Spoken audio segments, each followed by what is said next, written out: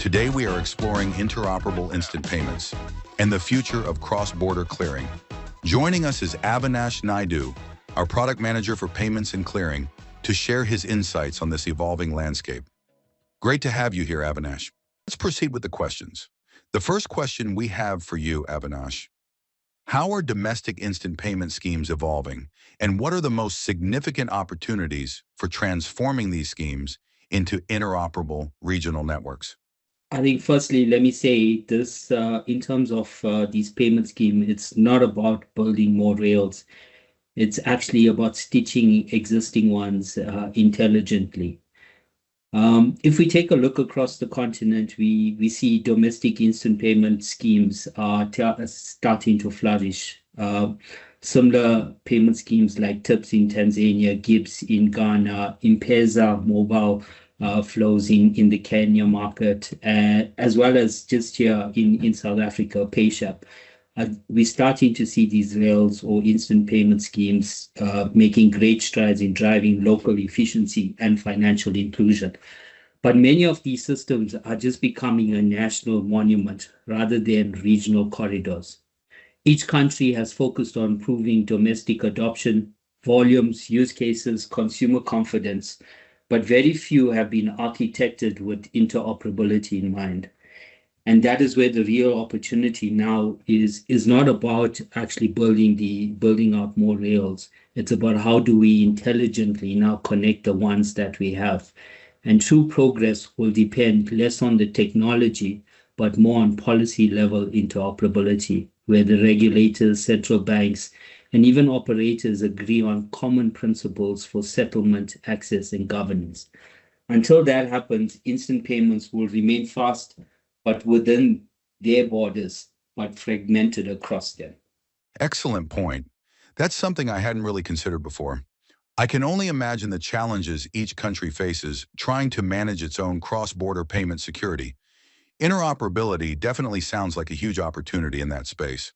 Next question: what are the key challenges and opportunities in enabling seamless interoperability between domestic instant payment schemes and cross-border payment schemes?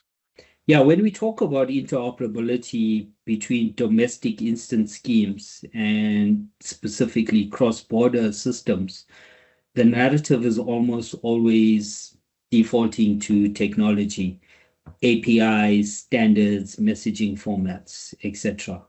But I mean, frankly speaking, technology is no longer the real obstacle here. I think you would agree with it. It is more about the economics of control. And the truth is, most countries already have the technical capability and ability to connect. Yet central banks and scheme operators still remain reluctant to open their rails because doing so challenges established revenue streams and jurisdictional authority. Interoperability requires, most importantly, a commercial alignment and trust, not just connectivity. Everyone wants to move funds faster. However, few are willing to relinquish their grip on clearing revenue or governance structure that gives them the most important part of their day-to-day job, which is influence. Until we address those underlying commercial and policy tensions, we will continue to have islands of instant payments in an ocean of friction. That's a really interesting perspective. I've never quite thought about the control aspect in that way. Thanks for sharing that, Avinash. Moving on, our next question is: how can next-generation payment hubs like Cybrin help financial institutions clear and settle payments in real time across multiple schemes and jurisdictions? Yeah, I mean, I've been at Cyber for a long while. I've also attended numerous conversations in terms of forums, conferences, different talking to different banks. And there's definitely does seem to be a misconception that connecting to real-time rails automatically makes a bank real-time ready. In reality, many institutions are still operating on batch-based processes for reconciliation, liquidity, as well as even risk management in some cases. I've also seen where systems are designed for end of day certainty, not continuous movement of value. Plugging into instant payment schemes without transforming those underlying operations can actually heighten exposure and bring about massive operational risk. That's where the next generation platforms like Cybrance Payment Hub become critical. They are not just switches, they are orchestration layers that help financial institutions modernize incrementally. The hub bridges old and new worlds, allowing financial institutions to manage real time interactions across multiple schemes while also preserving operational stability. True instant payment readiness is not only about faster technology, it's about cultivating a real time operations culture that can match the speed of the rails themselves. That's a great point, Avinash. So building on that, what role do ISO 222 and regulatory harmonization across markets play in enabling faster, more transparent, and truly interoperable cross-border and instant payments? Good question. Yeah, I'm probably going to say my view is somewhat conflicting as opposed to harmonized. Yeah, ISO 222 has become the industry rallying cry for interoperability.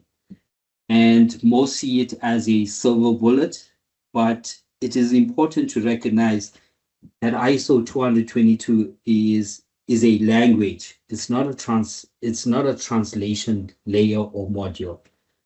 And I think that's where many institutions have embraced it at a syntactical level, if that's the right way of positioning it, adopting the messaging formats, but very few of these financial institutions have achieved semantic alignment, where data carries consistent meaning across the jurisdictions. In practice, what this actually means is two banks can both speak ISO 222 and still misunderstand each other.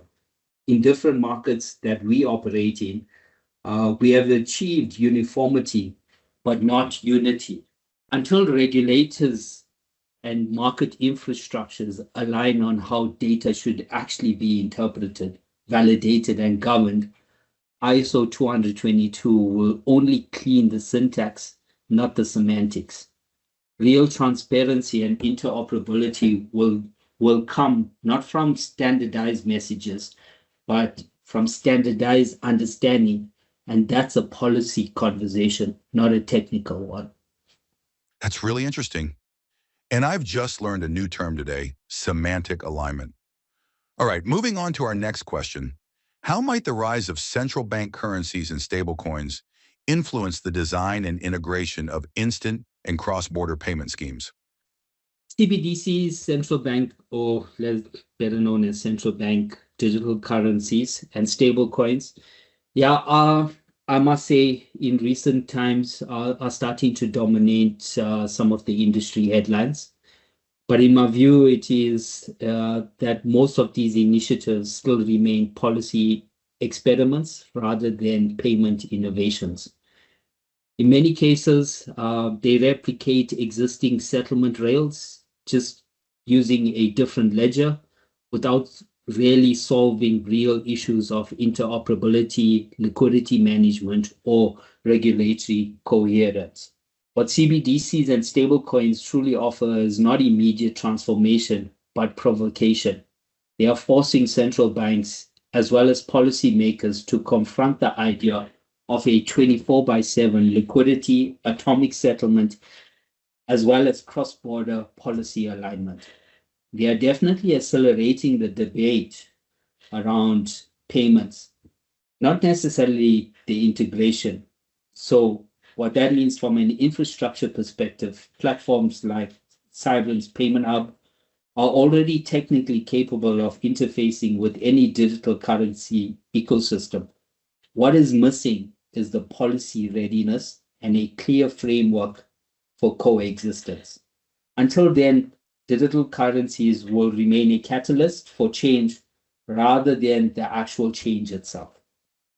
That is an interesting perspective. It's basically just the same wolf in different sheep's clothing. Next question, why is the collaboration among central banks, regulators, banks, and fintech players crucial to creating efficient, interoperable payment ecosystems?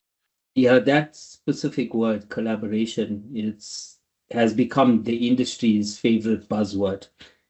And often it's collaboration without clarity. Across Africa, and we see it in the emerging markets, we continuously see countless pilots as well as proof of concepts being launched under the banner of a partnership, only to stall because there is no clear commercial incentive or governance model to sustain them. Everyone agrees on the need for interoperability, but yet no one defines who has to pay, who governs it, as well as who benefits in the long run. True collaboration requires structured accountability, commercial backbone that aligns incentives with central banks, regulators, banks, fintechs, or any mobile or payment operator. What we need are regional sandboxes and joint regulatory frameworks that go beyond discussion groups to enforce shared outcomes. Without that, collaboration risks becoming an endless roundtable discussion rather than a launchpad for progress.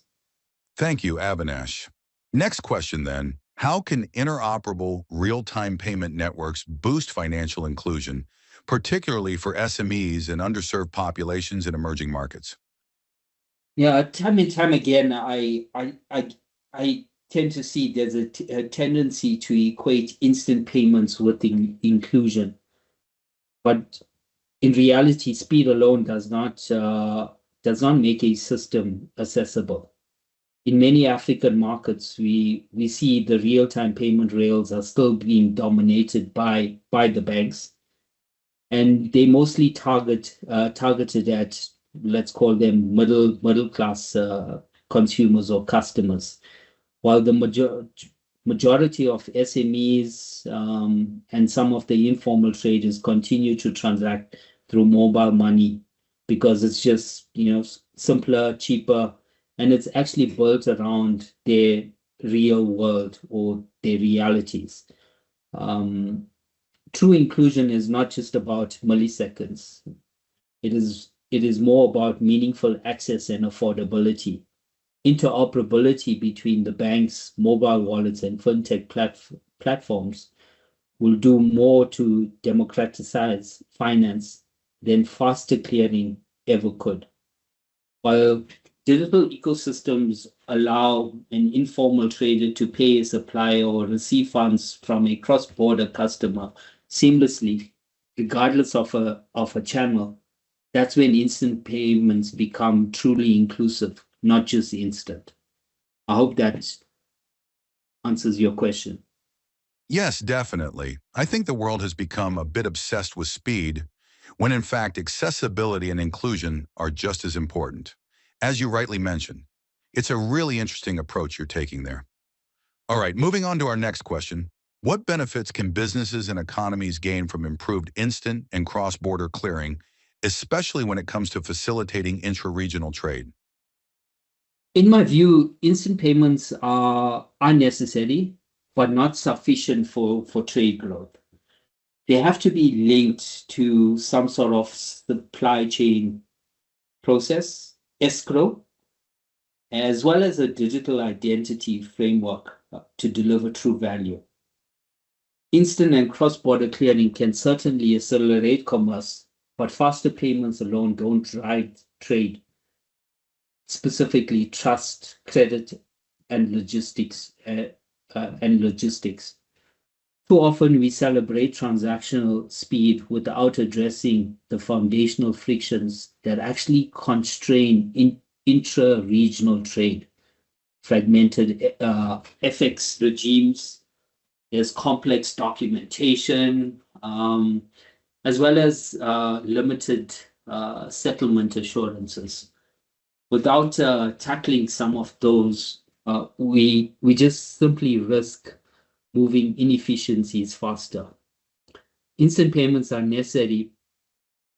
Again, I'm reiterating, instant payments are necessary but not sufficient for trade growth. The real transformation will come when payment networks integrate with supply chain platforms, digital identity frameworks, and escrow mechanisms that provide trust and verification across borders.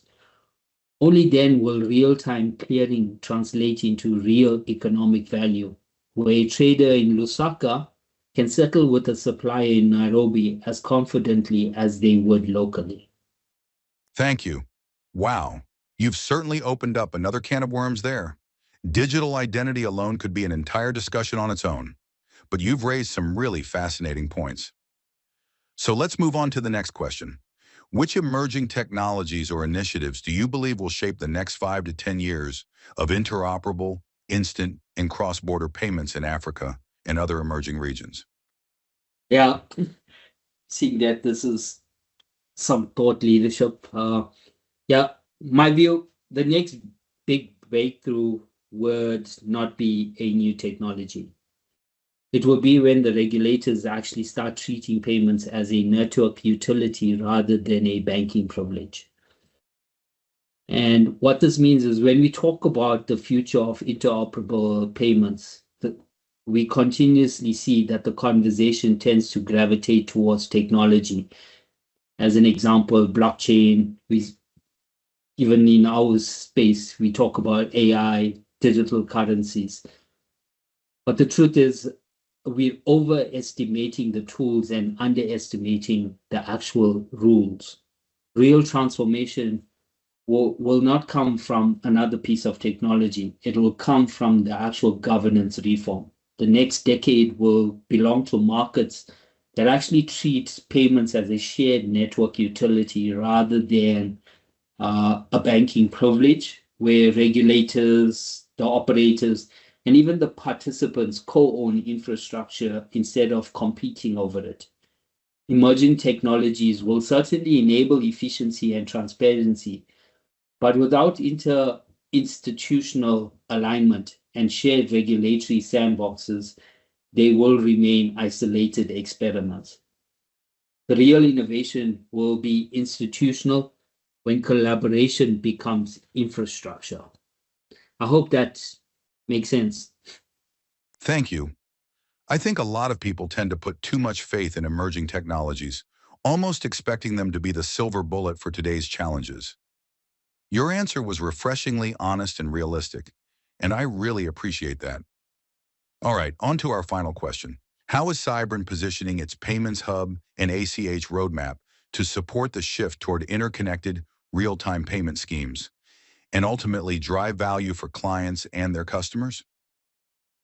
Yeah, our approach is not about who can build the biggest switch in terms of us and our competitors, but it's actually about being able to implement or even build the smartest connector, one that lets clients evolve at their own pace while still participating in an increasing interoperable world.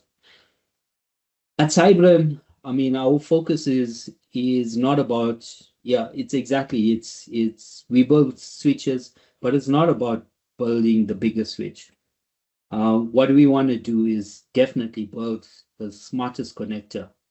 And that's where the true interoperability comes in. And it's not just about linking those APIs or about aligning governance, incentives, or market readiness. Our payment hub and our ACH roadmap are specifically designed to help financial institutions modernize at their own pace, enabling real-time clearing across multiple schemes without forcing disruptive transformation. We see our role as an enabler of a payment ecosystem, bridging domestic, regional, and eventually cross-border instant payments through intelligent orchestration.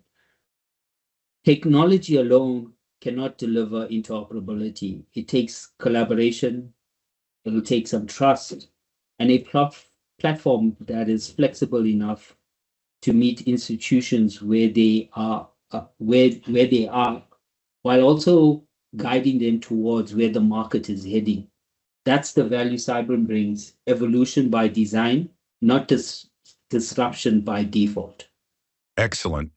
Thank you so much, Avinash. Before we wrap up, do you have any final thoughts or key takeaways you'd like to leave our listeners with? The next decade in payments is not about building more rail. It's about connecting the ones we already have more intelligently. Across the industry, we have mistaken technology for transformation when the real challenge lies in governance, alignment, and execution. Interoperability will not be achieved through APIs or message formats alone. It will come through commercial pragmatism, regulatory courage, and a collective willingness to rethink how value moves between institutions and across borders. ISO 20022 has given us a common language, but globally has not yet achieved a shared understanding. CBDCs have accelerated debate, but not necessarily integration. Collaboration remains critical, but without accountability, it risks becoming inertia disguised as progress. True inclusion will not be delivered by instant rails. It will be achieved when affordability, access, and interoperability converge. The future of payments is not going to be driven by the next big technology. It will be defined by the markets that learn to operate in real time, not just transact in it.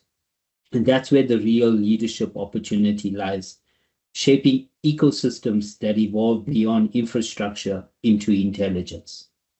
Thank you. Thank you for that, Avinash. Some great insights to end on. That brings us to the end of today's discussion. It's been a pleasure having you with us, and we're already looking forward to exploring the next topic with you in a future episode.